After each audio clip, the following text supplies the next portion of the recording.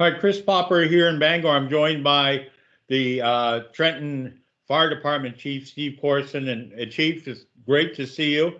Um, Normally, we do a lot of things in the summer together, but this past year, because of the pandemic, we weren't able to do that. Hopefully, we'll be able to get back together and do some pancake breakfasts and all sorts of fun stuff and broadcast live from the fire station. We are you are at the fire station, and we want to talk a little bit about the fire station. Why don't you go ahead and tell us a little bit about the Trenton Fire Station? Sure. Thanks, Chris. Appreciate it. If anyone doesn't know, we started a feasibility study back in 2018, just to get an idea of our current needs and our future needs of the fire station. That was done in December of 2018. And it was kind of determined that we really need to start looking for something different. So I'm just going to kind of go back a little bit as to how we got here. The Trenton Volunteer Fire Company was established in 1958. Around 1960 or so, they needed to house a couple pieces of apparatus at the time. So they built a one bay station just down the road from us, between us and the intersection of Route 3.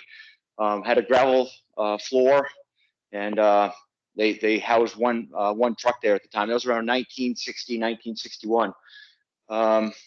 Just a little bit after that, they acquired a second piece of apparatus, so they did add on to the station at that point. So from like 1962 or so, roughly, that station was housed again just down the road.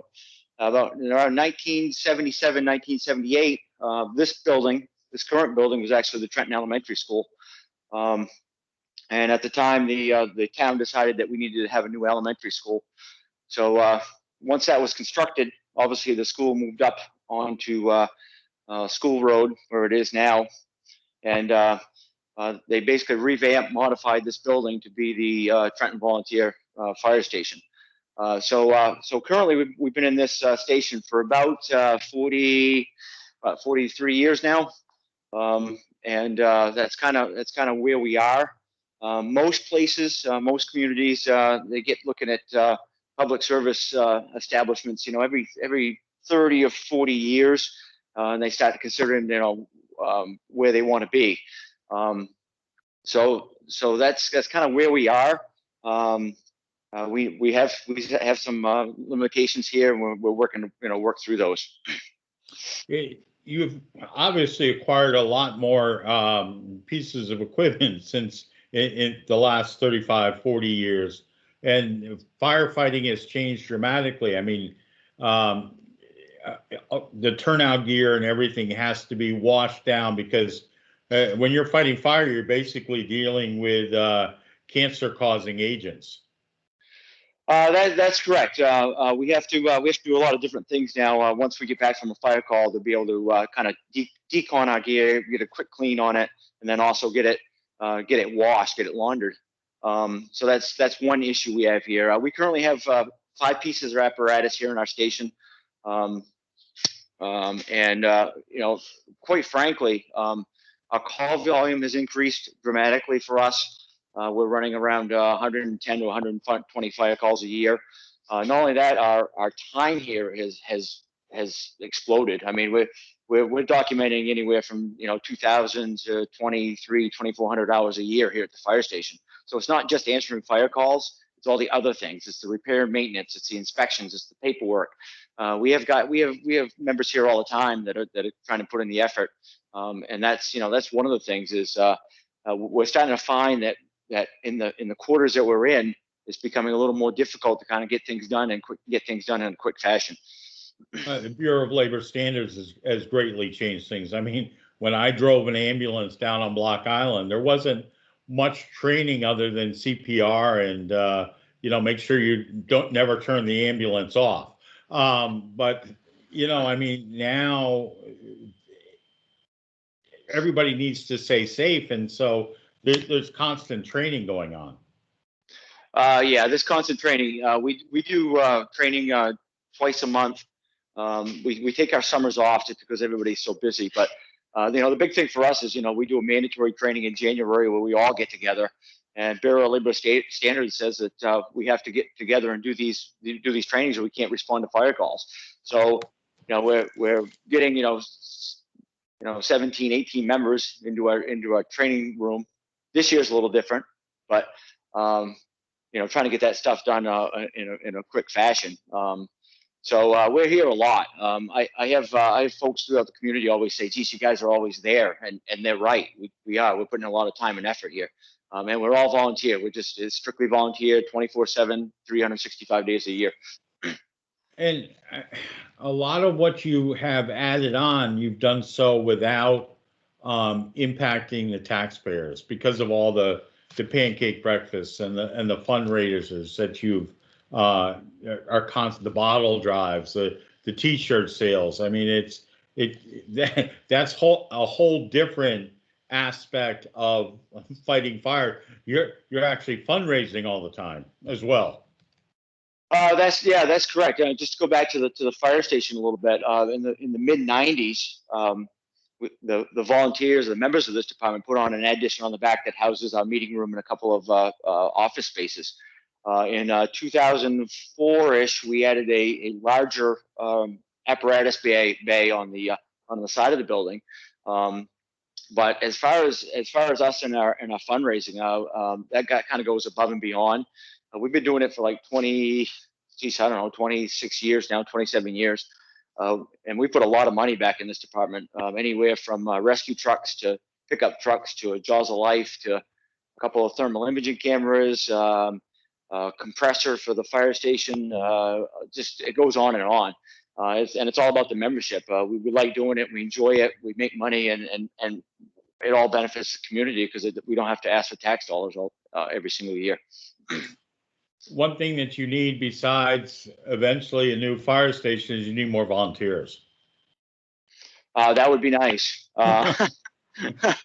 So back in the mid '90s or so, we had at times, I think we were at like 32 members, 28 to 32 members, but we were running really about that number of calls too. We really weren't running a lot of calls. So now here we are in 2021. We're running, 100 plus calls a year, and we're at 17 members right now. Great, committed, dedicated members, but we could always use more, no question about it. And what we've said to everybody else all the time is, you don't always have to just fight fire. There's a lot of other things we can do. There's truck operations, there's pump operations, so you really don't have to go into burning buildings to help us out and help the community out. And you don't have to respond to every call. That's correct. We have some folks that, especially during the daytime, Monday through Friday, that just can't respond. And we understand that. We just ask people to do what they can. Put in the effort when you can, and let's face it, we can't make them all. We never know when the pager goes off, so we just never know, when you can be available. How do people who have an interest, how can they reach out and contact you? So there's a couple ways. We've had folks get in touch with us with our public Facebook page, which we have like 2,300 followers on that page, which is pretty easy to do. Obviously, just send us a message. We also have applications here at the town office. They're right in the hallway. You can pick one up, fill it out. It's only a one-page document. It's not overly complicated or time consuming. And it's just a matter of going through the process. Usually, once somebody puts a membership application in, it usually takes like 2 months before we can finally vote them in. We have to go through background checks and that sort of thing. But there's a process, but that's kind of the way to do it. And the other thing is just word of mouth. Talk to a member, and get their opinion and go from there. Do not set out smoke signals. No, that's not a great idea. No. That's not good. Okay. You and I we're gonna do a series of these videos about the Trenton Volunteer Fire Department, the needs, the goals, and how people can get involved. Is there anything else that we missed for today? No, I don't think so. I think we're just going to, especially in the situation we're all in with the COVID protocols and stuff. It's really difficult to kind of get the word out. Again, we had the feasibility study in 2018. We're still here. The plan is still there. The issues and the problems we have, within the station aren't going away. So we have to kind of just keep pushing the word out. And that's kind of what I'm hoping I'm going to do here. All right, Chief. Thank you very much.